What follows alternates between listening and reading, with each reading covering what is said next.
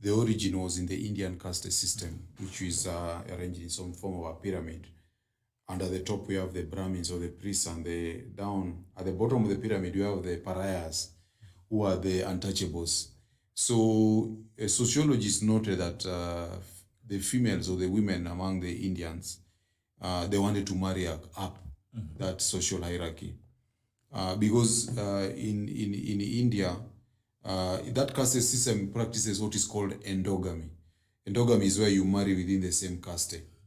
But although in society in general, we normally have what we call homogamy. Homogamy or associative mating is where you see rich people marrying daughters of rich people and vice versa. You know, when you meet a girl, you find your parents asking, who are your parents? What are they called? Where do they come from? I think the Kikuyus call it the Dedes. The Dedes are the people who, particularly it was something that was among the older Kikuyu people, where they're saying the Jugunas, the Kamaus, the so-and-sos, so that if you are marrying from the Jugunas, for example, whatever the Jugunas are known for, those qualities are supposed to be inherited, and so on and so forth. So that was called homogamy, or associative mating. And in general, that has been the trend.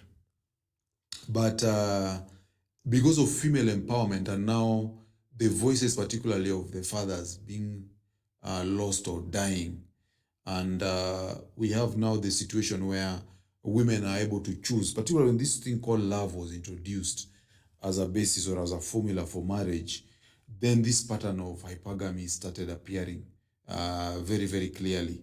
And it was seen that many women were marrying across and up social hierarchies.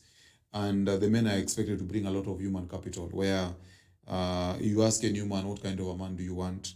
They will always want a man who is taller than them, stronger, more educated, richer, maybe funnier, charismatic, and so on.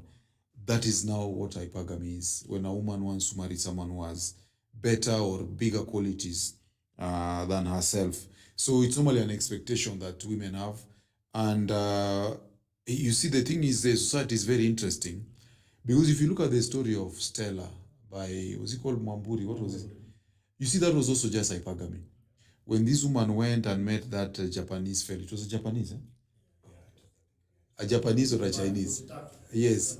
Yes, that guy. You see, this guy who paid for her school fees, he had to basically bankrupt himself to pay to fund a flight and a school fees. So he was a pauper. This woman went there and found someone who had more means.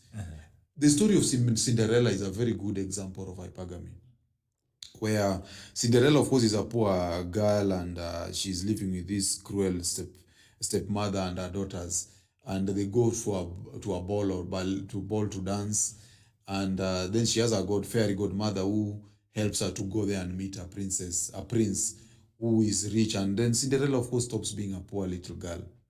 And also, what's very important and very interesting is that the top richest women right now, they became rich by divorcing their husbands. So it shows you that hypergamy is what is operating even at the very top of the world as we speak right now.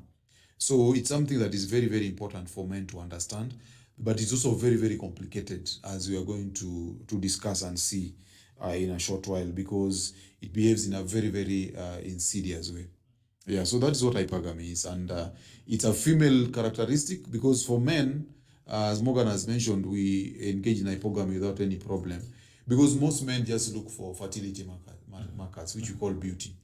A woman who is beautiful, we don't care whether she has a PhD and so on. So long as she's young, youthful, friendly, and very feminine, you'll find that a CEO is marrying a bartender or a waitress or even a clerk. But the reverse is not going to happen. For a female CEO, she'll also look for either